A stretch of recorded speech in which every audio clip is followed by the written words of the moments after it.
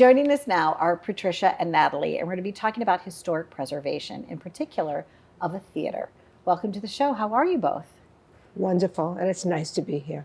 Thank you for having us. Yeah, it's nice to see you both. I went to a live performance that you had in the space most recently and was so excited and enthralled, if you will, to find out that the building was once a theater. So tell us about the historic preservation that the two of you are embarking on. It's St. James, correct? Yes.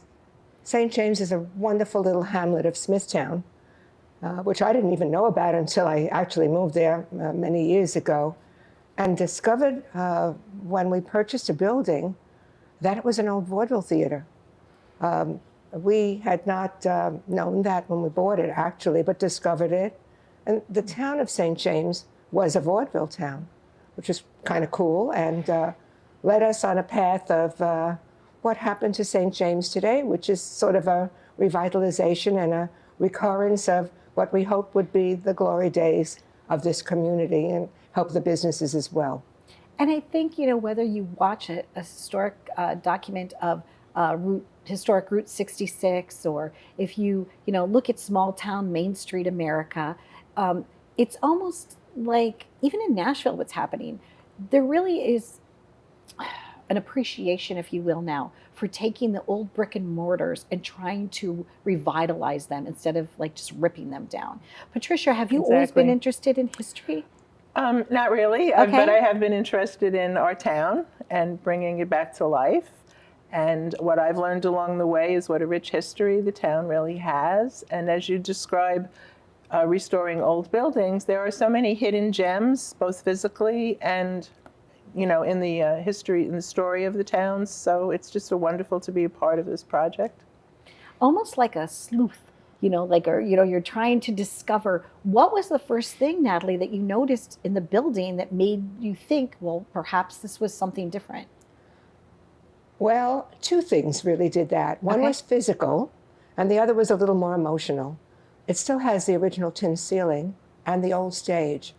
But on the first days that we arrived there, a little old couple walked into the building, and there was debris all over the place, and we were trying to fix it up. It was a mess from before. And they said, could we just come in and look for a minute? And I said, sure, because we used to sit in the balcony when we were courting, not dating, but we were courting. Oh, Natalie. Isn't that cool? And we just and held hands because our parents didn't know we were courting.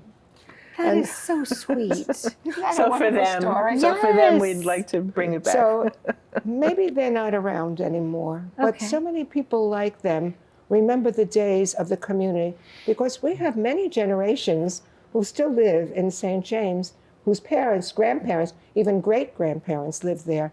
And this building is sort of that kind of an icon.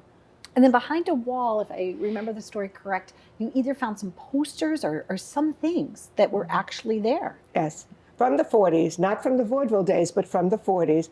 They were stuck inside the projector's booth ceiling. There must have been a leak or something, and we tried to paste them together. They're a little shop worn, but we created a museum in the building, and those posters are there. Now, the name of the theater is it Calderon? Oh, tell us about that and why it's important to preserve that particular theater.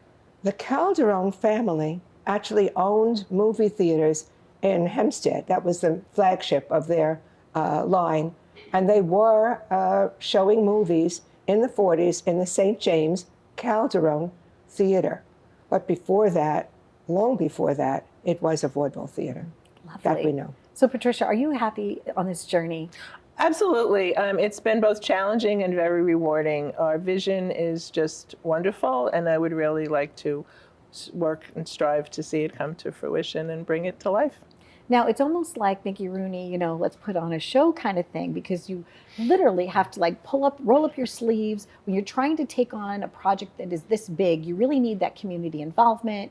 You need to do fundraisers, things like that. So how could someone help, in particular, your community, but what ideas do you have for them to also maybe rescue buildings in their community? Well, first of all, we formed an organization called Celebrate St. James. Okay. Past, present, future.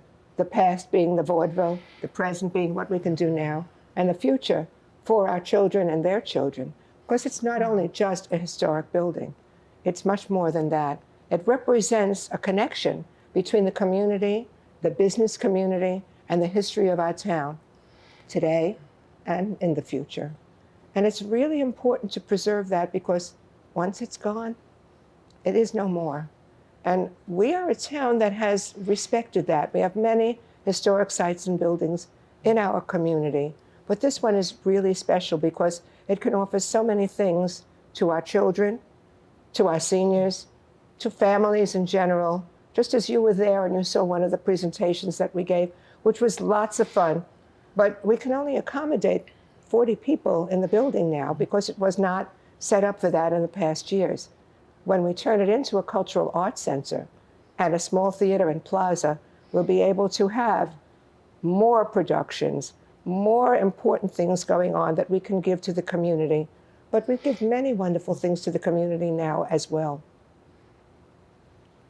So you will be hosting events so that people can donate and people can learn more, and people might even have some artifacts now that they know that you're opening it back up that have been like an heirloom handed down, and they could bring it to you to present there as well.